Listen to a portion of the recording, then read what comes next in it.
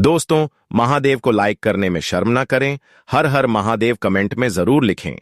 महाशिवरात्रि हिंदू संस्कृति का एक ऐसा पावन त्योहार है जिसे शिव उपासना के शिखर उत्सव के रूप में जाना जाता है। पंचांग के अनुसार यह पर्व फाल्गुन मास के कृष्ण पक्ष की चतुर्दशी तिथि को मनाया जाता है। कैलेंडर के आधार पर देखा जाए तो वर्ष 2025 में महाशिवरात्रि का आयोजन प्रायः 26 फरवरी 2025 बुधवार को संपन्न होगा। यद्यपि किसी भी तिथि की पुष्टि को लेकर अलग क्षेत्रों में पंचांगी भेद हो सकता है, परंतु सामान्यतः इसी दिन शिवरात्रि मनाई जाएगी। प्रातःकाल से देर रात तक इस दिन श्रद्धालुओं का सैलाब मंदिरों में उमड़ता है, जहां भगवान शिव का रुद्राभिषेक, रात्रि जागरण, भजन कीर्तन और विविध अनुष्ठान होते हैं। इस पर्व में शिव की महिमा का गुणगान, शिवलिंग पर जल, दूध, दही, शहद और बेलपत्र चढ़ाकर किए जाने वाले अभिषेक और ओम नमः शिवाय मंत्र के सामूहिक जाप का विशेष महत्व माना जाता है। शिव के प्रति जनसामान्य में व्यापक सम्मान और श्रद्धा का कारण उनकी लोकधर्मिता है। शिव का रूप कहीं है तो कहीं नटराज के भव्य रूप में उनका सार्वभौमिक नृत्य दिखाई पड़ता है। वे अत्यंत सरल हृदय होने के साथ साथ अद्वितीय महिमा वाले देवता हैं, जिनका स्वरूप आध्यात्मिक चेतना का सबसे गहन प्रतीक माना जाता है। महाशिवरात्रि वह रात है जिसमें प्रकृति और परमात्मा का संगम होता है, जहां भक्तों को अपनी साधना और भक्ति के माध्यम से शिव तत्व का बोध करने का सुगम मार्ग मिलता है। शिव स्वयं निराकार भी है और साकार भी है। शिवलिंग के रूप में उनकी पूजा पूरे भारत में प्रचलित है। ऐसी मान्यता है कि शिवलिंग की प्रतिष्ठा भगवान शिव के अनादि अनंत स्वरूप का प्रतीक है, जिसे सीमाओं में बांधना संभव नहीं है। और अन्य हिंदू परंपराओं में महाशिवरात्रि मनाए जाने के पीछे कई कथाएं प्रसिद्ध हैं। पहली मान्यता यह है कि इसी पावन रात्रि को भगवान शिव और माता पार्वती का विवाह संपन्न हुआ था। शिव ने सती के त्याग के बाद जगत से विरक्त होकर कठोर तप में लीन होने का मार्ग चुना, लेकिन पार्वती ने जन्म लेकर अत्यंत घोर तपस्या की और शिव को पति रूप में पाने का संकल्प लिया। पार्वती की निष्ठा और समर्पण से प्रसन्न होकर शिव ने उन्हें वरण किया और फाल्गुन कृष्ण चतुर्दशी की उस अलौकिक रात्रि में दोनों का विवाह हुआ। इसी कारण महाशिवरात्रि को शिव पार्वती के महामिलन का उत्सव भी कहा जाता है, जहां प्रकृति, पार्वती और परम चेतना शिव का पावन सामंजस्य दिखाई पड़ता है। एक दूसरी लोकप्रिय कथा समुद्र मंथन से जुड़ी है। देवताओं और दानवों ने अमृत निकालने के लिए क्षीर सागर का मंथन किया था, जिसमें अनेक मूल्यवान रत्नों के साथ साथ भयानक हलाहल विष भी निकला। ये विष इतना प्रचंड था कि समस्त सृष्टि के विनाश का कारण बन सकता था। तब भगवान शिव ने संसार की रक्षा के लिए उस विष को अपने कंठ में धारण कर लिया, जिसके परिणाम स्वरूप उनका कंठ नीला पड़ गया और वे नीलकंठ कहलाए। इसे शिव का परोपकार और उदार हृदय का प्रमाण माना जाता है कि वह दंती है कि विष धारण करने की यह दिव्य लीला महाशिवरात्रि की पावन रात्रि में ही संपन्न हुई थी। अतः इस दिन को शिव की करुणा और त्याग का स्मरण करते हुए बड़े ही आदर और भक्ति से मनाया जाता है। तीसरी धारणा यह भी है कि महाशिवरात्रि की रात को ही शिवलिंग का प्राकट्य हुआ था, अर्थात अनादि अनंत अग्निस्तंभ के रूप में शिव ने स्वयं को प्रकट किया, जिसके ओर छोर को ब्रह्मा और विष्णु भी ना देख पाए। यह प्रमाणित करता है कि शिव संपूर्ण विश्व की परम चेतना है, जो किसी एक रूप में बंधे हुए नहीं है। शिवलिंग इसी निराकार से साकार की प्रतीकात्मक अभिव्यक्ति है, जिसकी पूजा का विशेष विधान महाशिवरात्रि पर किया जाता है। इस महानवरात्रि को शिव तत्व सघन रूप में प्रकट होता है, जिसके कारण इसे शिव की महाशिवरात्रि कहा गया है। कई भक्त इस पर्व को व्रत, उपवास और रात्रि जागरण के रूप में मनाते हैं। पारंपरिक रूप से महाशिवरात्रि के दिन प्रातःकाल स्नादि से निवृत्त होकर साफ सुथरे वस्त्र धारण किए जाते हैं और लोग पूरे दिन उपवास रखते हैं। कुछ भक्त फलाहार या दुग्धाहार करते हैं, तो कुछ लोग निर्जल व्रत भी रखते हैं।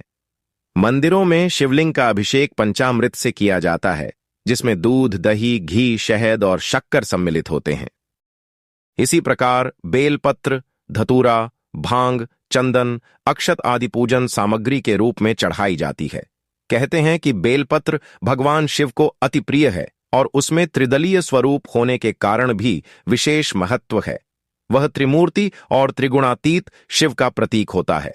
महाशिवरात्रि की पूजा सिर्फ अनुष्ठानिक कर्मकांड तक ही सीमित नहीं है, बल्कि इसका एक गहरा दार्शनिक और आध्यात्मिक पक्ष भी है। शिव को नटराज कहा जाता है, जो सृष्टि के भयानक एवं सुंदर नृत्य के अधिपति है। उनका तांडव नृत्य विनाश का प्रतीक नहीं, बल्कि नवीकरण और पुनः सृजन का संदेश देता है। शिव का सहारक पक्ष पुरातन और अनुपयोग धारणाओं, दोषों, पापों तथा बाधाओं का अंत करके नवजीवन का मार्ग प्रशस्त करता है। उनके धारण किए हुए प्रतीकों, जटाव में गंगा, माथे पर अर्धचंद्र, गले में सर्प और शरीर पर भस्म सब मिलकर प्रकृति के साथ उनके सामंजस्य को रेखांकित करते हैं। जब शिवलिंग का अभिषेक करते हैं तो एक अर्थ में हम पंचतत्व पृथ्वी, जल, अग्नि, वायु, आकाश का आभार प्रकट करते हैं और यह अनुभव करते हैं कि शिव उन सभी तत्वों से परे लेकिन उनके आधार भी है।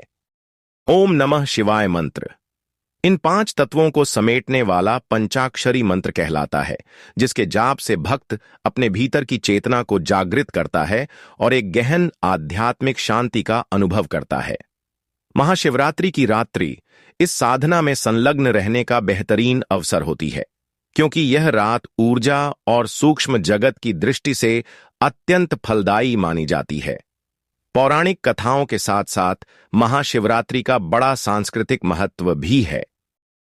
पूरे भारतवर्ष में इस दिन शिवालयों और ज्योतिर्लिंगों पर बड़े बड़े मेलों का आयोजन होता है।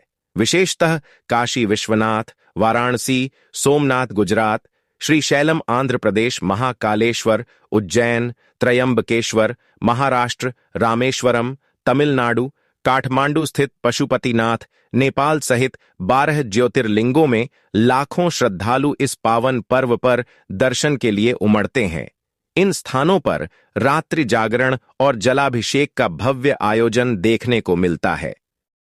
सामूहिक रूप से शिव आराधना के समय हर हर महादेव के जय घोष की गूंज चारों दिशाओं में सुनाई पड़ती है, जिससे भक्ति और उत्साह का अनोखा वातावरण बनता है। महिलाओं में इस त्योहार की विशेष महत्ता है। शिव पार्वती का विवाह इस बात का प्रतीक है कि ईश्वर और प्रकृति का मिलन, सत्य और शक्ति का एक दूसरे के बिना अधूरा होना जीवन के संतुलन की ओर संकेत करता है। कुंवारी कन्याएं महाशिवरात्रि के व्रत का पालन इस कामना से करती हैं कि उन्हें भी शिव सम्मान, सात्विक और योग्य जीवन साथी मिले। वहीं विवाहित महिलाएं अपने दाम्पत्य जीवन में प्रेम, सौहार्द और समृद्धि बनाए रखने के लिए इस दिन शिव पार्वती का पूजन करती है। इस प्रकार पारिवारिक और सामाजिक स्तर पर भी यह पर्व प्रेम, त्याग और समर्पण की भावना को बल देता है। दर्शन और अध्यात्म की दृष्टि से देखा जाए तो शिव का रूप मानव के भीतर छिपी असीम चेतना का प्रतिरूप है। महाशिवरात्रि आत्मचिंतन और ध्यान के लिए उत्तम समय माना जाता है। योग और तंत्र साधना करने वाले साधक इस दिन या रात को विशेष ध्यान, प्राणायाम और जाप करके अपनी कुंडलीन शक्ति को जागृत करने का प्रयास करते हैं। शिव ध्यान में लीन होने से चित्त में निर्मलता आती है। क्रोध, लोभ, मोह जैसी नकारात्मक वृत्तियां नियंत्रित होने लगती है और जीवन में एक नई ऊर्जा का संचार होता है। शिव संहार से भी जुड़े हुए हैं, परंतु उनका संहार रचनात्मक होता है। वह पुरानी और अनुपयोगी संरचनाओं को तोड़कर एक नए सृजन का मार्ग तैयार करता है। समुद्र मंथन की कहानी प्रतीक है कि जीवन में जब कठिनाइयां से आती है तो हमें भागने की बजाय उनका सामना करना चाहिए। शिव की तरह विष को न उगलना है न निगलना है, बल्कि कंठ में थामकर उसे निष्प्रभावी करना है। आज के आधुनिक युग में अनेक प्रकार के मानसिक तनाव, प्रतिस्पर्धा, पारिवारिक उलझने और सामाजिक चुनौतियां हमारे सामने आती हैं। शिव की उपासना या उनके आदर्श हमें सिखाते हैं कि हम अपनी परेशानियों से हार ना मानें, बल्कि उन्हें रोककर उनके दुष्प्रभाव से स्वयं को और दूसरों को बचाएं।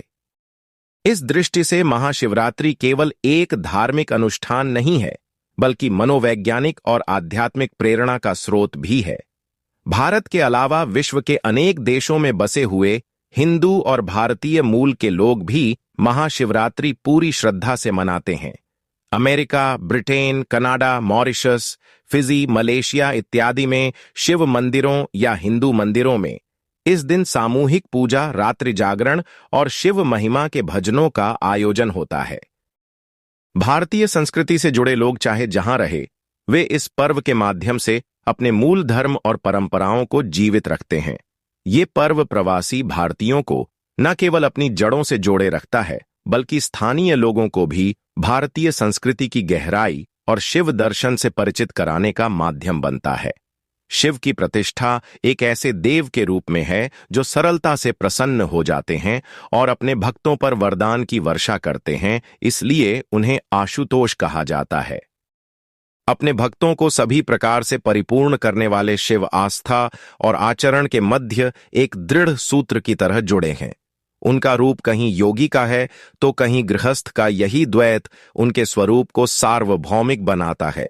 उनकी जटाओं में मां गंगा का वास, मस्तक पर चंद्रमा, गले में सर्प, हाथों में डमरू, तीसरा नेत्र, सभी प्रतीक मिलकर यह दर्शाते हैं कि शिव समस्त चेतन जगत के अधिपति हैं।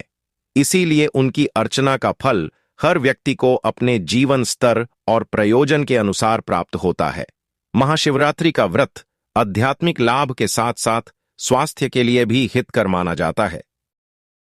फाल्गुन का महीना ऋतु परिवर्तन का समय होता है, जब सर्दी कम होने लगती है और बसंत के आगमन का संकेत मिलता है।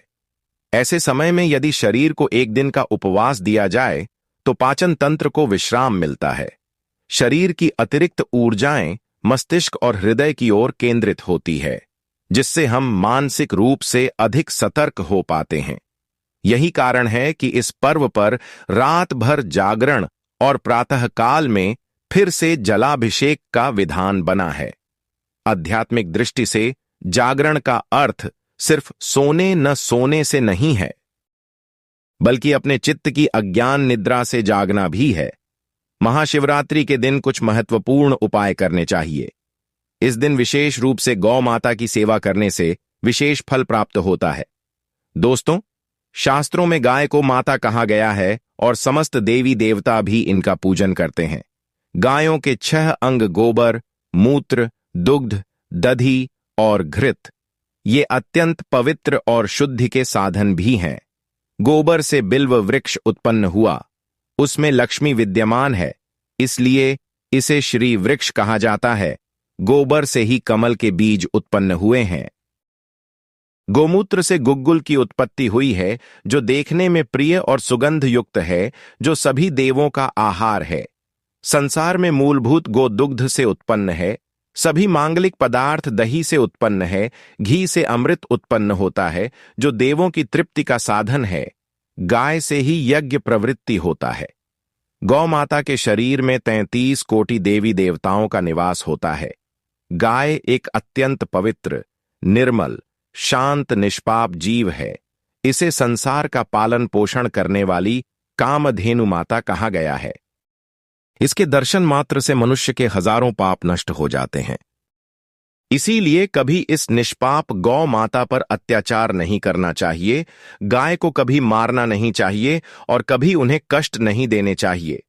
गाय को मारना शास्त्रों में सबसे बड़ा पाप माना गया है। जो मनुष्य गाय की निस्वार्थ भाव से सेवा करेगा, वह सुख समृद्धि प्राप्त करेगा।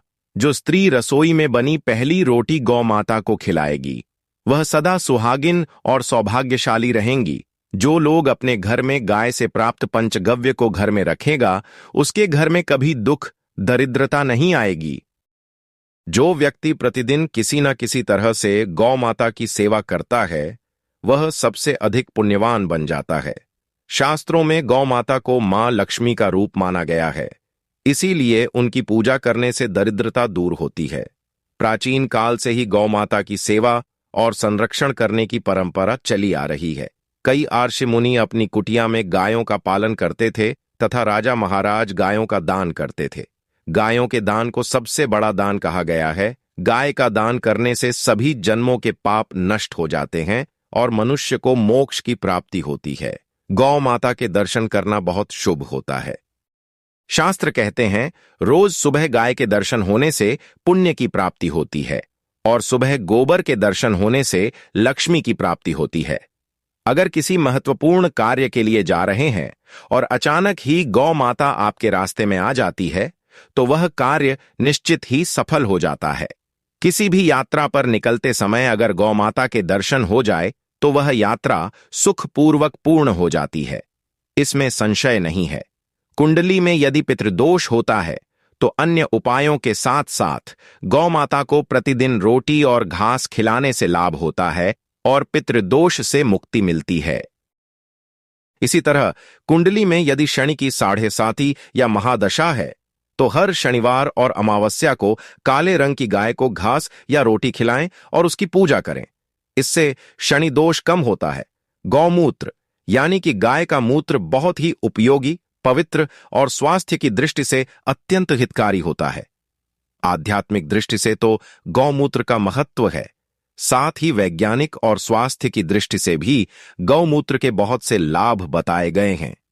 गौमूत्र में बहुत से खनिज पदार्थ और स्वास्थ्यवर्धक तत्व होते हैं जो हमारे शरीर की शुद्धि करते हैं और बहुत से रोगों से भी बचाते हैं। साथ ही गौमूत्र छिड़कने से वातावरण में शुद्धता और पवित्रता व्याप्त हो जाती है। इसीलिए हमारे शास्त्रों में शरीर को निरोगी रखने के लिए प्रतिदिन गौमूत्र का सेवन करने तथा घर में गौमूत्र छिड़कने के लिए कहा गया है। कुंडली में शुक्र ग्रह की स्थिति को मजबूत करने के लिए ज्योतिष शास्त्र के अनुसार सुबह के भोजन में सबसे पहले रोटी निकालकर एक सफेद गाय को खिलाना शुभ माना जाता है। अगर कुंडली में बुध ग्रह कमजोर है या किसी कारण इसके दुष्प्रभाव झेलने पड़ रहे हैं तो हर बुधवार के दिन गाय को हरा चारा खिलाना शुरू कर दें। इससे बुध से जुड़े दुष्प्रभाव दूर होंगे और आपको तमाम समस्याओं का हल मिल जाएगा।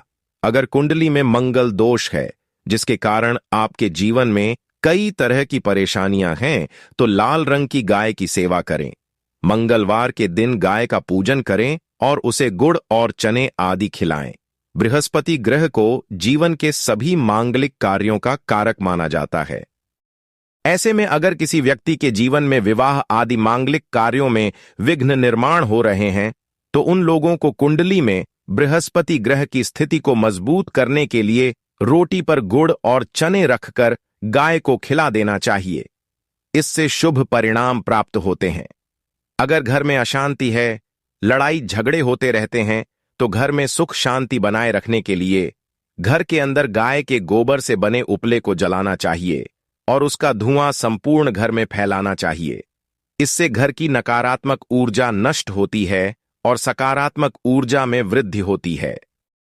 गाय के दूध, दही, घी, गोबर और गौमूत्र से बनने वाले मिश्रण को पंचगव्य कहते हैं। पंचगव्य को पापनाशक कहा जाता है और हिंदुओं की एक धार्मिक विधि प्रायश्चित करने में इसका उपयोग किया जाता है। पंचगव्य को बनाने वाली सभी वस्तुएं अत्यंत उपयोगी होती है जो स्वास्थ्य के लिए लाभदायक तो है ही, साथ ही औषधीय गुणों से भी भरपूर है। अगर द्वार पर गौ माता आती है तो उसे बिना रोटी खिलाए जाने मत देना, नहीं तो दुर्भाग्य का सामना करना पड़ेगा, क्योंकि जिसके द्वार से गाय बिना कुछ प्राप्त किए लौट जाती है उसके घर से लक्ष्मी भी चली जाती है। प्रत्येक स्त्री को प्रतिदिन गाय के लिए एक रोटी बनानी चाहिए और प्रेम से गौ माता को खिलानी चाहिए। इससे गौ माता का आशीर्वाद प्राप्त होता है और मन की इच्छाएं पूर्ण होती हैं। कुछ लोग गौ माता को बासी भोजन अथवा जूठन खिला देते हैं। इसे शास्त्रों में पाप माना गया है। आप किसी अन्य पशु को खिला सकते हैं लेकिन गाय को कभी जूठन नहीं खिलाना चाहिए। भूख लगने के कारण गौ माता उस अन्न को ग्रहण तो कर लेती है लेकिन इसका पाप उस व्यक्ति को लगता है जो गौ माता को ऐसा बासी भोजन खिलाता है। गाय एक शाकाहारी और पवित्र पशु है, इसीलिए गाय के भोजन में कभी मांस, अंडे आदि चीजें नहीं डालनी चाहिए।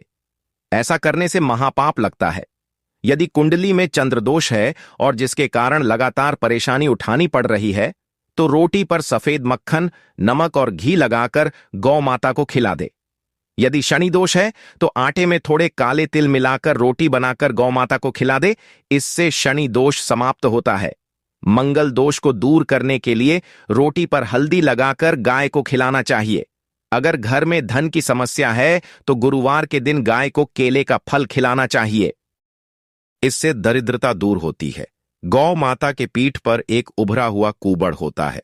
उस कुबड़ में सूर्य केतु नाड़ी होती है। जब भी द्वार पर गौ माता पधारे तो इस कुबड़ को एक बार जरूर स्पर्श करें। इससे जीवन से सभी रोगों का अंत होगा और धन संपत्ति की प्राप्ति होगी। शास्त्रों में कहा गया है, जो मनुष्य तन मन धन से गौ माता की सेवा करता है, वह मृत्यु के बाद वतरणी नदी को गौ माता की पुंज पकड़कर पार कर लेता है।